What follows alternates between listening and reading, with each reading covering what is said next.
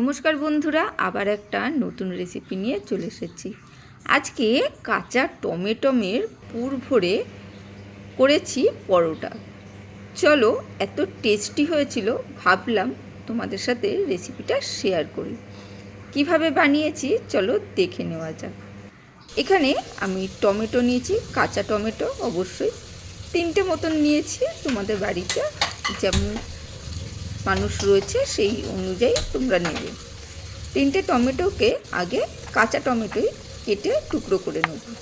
এটাকে সেদ্ধ দেবো অবশ্যই, সেই জন্য একটু কেটে ছোট করে নিচ্ছি।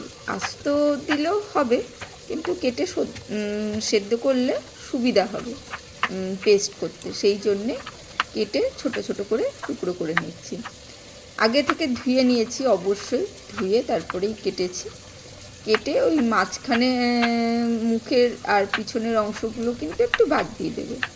খুব ছোট ছোট টুকরো করিনি, একটু লম্বা লম্বা করে জাস্ট টুকরো করে নিয়েছি। তারপরে একটা পাত্রের মধ্যে খুব সামান্য জল দিয়ে হালকা করে সেদ্ধ করে নেব। সেদ্ধ হতে এমন কিছু বেশি সময় লাগবে না। এখানে সেদ্ধ করব আর সেদ্ধ বসিয়ে দেবো। একটু লবণ দিয়ে দিয়েছি। আর এইখানে কড়াইতে একটা সর্ষের তেল দিলাম। তার মধ্যে যেরকম ঝাল খাবে সেই রকম অনুযায়ী শুকনো লঙ্কা দেবে, কাঁচা লঙ্কা নয়, শুকনো লঙ্কা দেবে। আর দেবো রসুন, কটা রসুন, একটু বড় বড় রসুন ছিল তাই 4টে মতন দিয়েছি কোয়া। আর ছোট রসুন থাকলে একটু বেশি দিও। এখানে আমি ঝাল অনুসারে শুকনো লঙ্কা 3টে দিয়েছি। তোমরা বললাম যে যেরকম ঝাল খাও সেরকম দেবে। এরপরে এটাকে পেস্ট করব টমেটোটা যেটা সেদ্ধ হয়েছে সেটা দিয়ে। এখানে টমেটোটাও সেদ্ধ হয়ে গেছে, ওগুলো ভাজতে ভাজতে একটু গরম রয়েছে, গরমই আমি পেস্ট করছি। তোমরা ঠান্ডা হলে পেস্ট করবে। আর গরম পেস্ট করতে গেলে কিন্তু মিক্সিটা অল্প অল্প চালিয়ে খুলতে হয়, না হলে কিন্তু গরম এতে মানে পেস্টটা করা যায় না। ওটা ভাবে কিন্তু মিক্সির ঢাকনাটাকে তুলে ফেলবে। সেই অনুসারে তোমরা কিন্তু করবে। যারা জানো না তাদের জন্য বলে দিলাম। এখানে আমি টমেটোটা ওই যে তেলটা ছিল, সর্ষের তেলটা ছিল কড়াইয়ের মধ্যে, ওই সামান্য তেলের মধ্যেই টমেটোমের যে পেস্টটা করলাম সেটা দিয়ে দিয়েছি। দিয়ে একটু নাড়াচাড়া করব। জল থেকে ছেঁকে যেহেতু টমেটোটা পেস্টটা করেছি, সেই জন্যে হালকা করে একটু লবণ দিলাম এর মধ্যে, আর কিছুটা চিনি দিলাম। একটু মিষ্টি হবে, একটু নোনটা, একটু ঝাল, টেস্ট হবে। আর রসুন দেওয়ার জন্য একটা আলাদাই টেস্ট আসবে। একটু নাড়াচাড়া করলাম। নাড়াচাড়া করার পর ওই 2 চামচ মতন ছাতু দিয়ে দিয়েছি। তোমরা 2 থেকে 3 চামচ, মানে যার যেরকম লাগবে এই আন্দাজটা নিজেদের করতে হবে। আর নাড়াচাড়া করবে মিডিয়াম ফ্লেমে, দেখবে এইটাকে এরকম শুকনো একদম আটা মাখার মতন চলে আসবে। নাড়াচাড়া করে ছাতুটা দিয়ে অবশ্যই নাড়াচাড়া করতে হবে, না হলে একটা কাঁচা গন্ধ বেরাবে।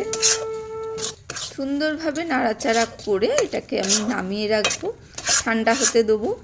আর অবশ্যই চেক করে নেবে লবণ বা মিষ্টিটা যেটা দিয়েছো তার টেস্টটা ঠিকঠাক আছে কি না। এই যে হয়ে গেছে। আর এইটাকে আমি সকালে করে রেখেছিলাম, মানে দুপুরের দিকে, রাত্রির দিকে আমি পরোটাটা করেছিলাম।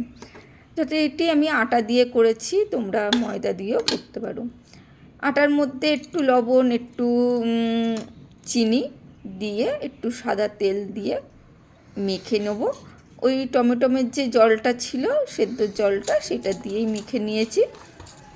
মাখাটা আর দেখালাম না, দেখো নরম করে, যেমন মোটামুটি রুটি পরোটা লুচি করতে মাখতে হয় সেই রকম করে একটু নরম করে মাখবে।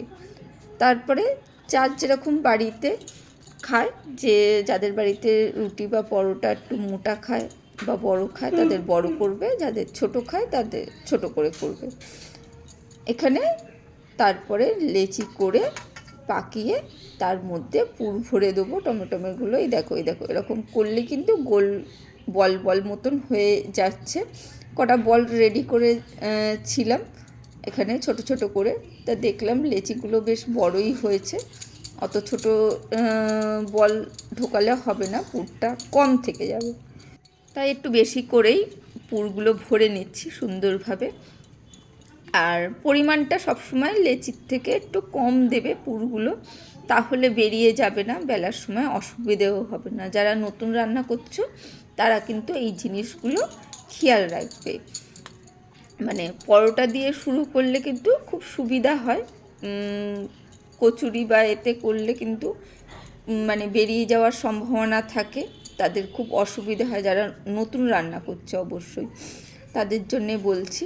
আর পুরটা সবসময় লেচি অনুসারে একটু কম দেবে, একদম খুব পেট পুড়ে লেচির মধ্যে দিলে কিন্তু বেলতে অসুবিধে হয়ে যাবে। আমি পরোটাগুলো আটা দিয়ে বেলছি, তেল দিয়েও বেলা যায়, হালকা করে তেল দিয়েও বেললে কিন্তু মানে পুরোপুরি তেলে যদি ভাজো তাহলে তেলটা নোংরা হবে না। আর আমি তো হালকা করে তেল দিয়েই ভাজবো, সেই জন্যে হালকা করে আটা ছড়িয়ে বেলছি। তোমরা যদি ছাকা তেলে ভাজো অবশ্যই একটু কিন্তু তেল দিয়ে বেলবে, আটা দিয়ে বেলবে না, তাহলে কী হবে, তেলটা কিন্তু নোংরা হয়ে যাবে, মানে পুড়ে যাবে ভাজতে ভাজতে, আর সেই তেলটা ব্যবহার করা যাবে না। সুন্দর করে গোল করে বেলে নেবে। আর যারা গোল বেলতে পারে না তারা যেরকম আকৃতির হোক সেই রকম আকৃতিরই বেলে ফেলবে, কিছু করার নেই। এখানে দেখো গোল হয়ে গেছে, চাটু গরম করে আমি এদিক ওদিক করে একটু পরোটাটাকে মানে রুটিটাকে ভেজে নেব, ভেজে নিয়ে তারপরে হালকা হালকা তেল দিয়ে কিন্তু আমি পরোটাটা ভেজেছি। যারা এতক্ষণ রয়েছো বন্ধুরা তাদের নিশ্চয়ই রেসিপিটা ভালো লাগছে, সেই জন্যে এতক্ষণ ধরে সঙ্গে রয়েছো। অবশ্যই তারা যদি নতুন বন্ধু হও তারা চ্যানেলটাকে সাবস্ক্রাইব করে দিও, আর যারা অলরেডি সাবস্ক্রাইব করে রেখেছো তারা অবশ্যই কমেন্ট করে জানিও। আর লাইকটা দিতে, যদি দেখতে দেখতে যদি মনে হয় লাইকটা দিতে ভুলে গেছো, লাইকটা দিয়ে দিও। আর সম্পূর্ণটা দেখার পর যদি ভালো লাগে অবশ্যই কমেন্ট করে জানিও কেমন লাগলো, আর অবশ্যই বানিও, কিন্তু ভালো লাগবে খেতে, একটু অন্যরকম টেস্টে, শুধুই খাওয়া যাবে, কোনো কিছু আচার বা দইও লাগবে না। একটা চটপটা পরোটা আর আলুর দম বা ফুলকপি আলুর তরকারির সাথেও যাবে, আলু চচ্চড়ির সাথেও খেতে পারো, কিন্তু দই বা আচারের সাথে লাগবে না। শুধুই কিন্তু যারা মানে তরকারি অ্যাভয়েড করতে চায় তারা কিন্তু শুধুই খেতে পারো, ভালো লাগবে, দারুণ হয়েছিল। চলো আজকের জন্য টাটা, বাই বাই, আবার দেখা হবে অন্য কোনো দিন অন্য কোনো রেসিপিতে। আর দেখতে পাচ্ছ তো পুরটা কি সুন্দর দেখা যাচ্ছে। চলো বাই।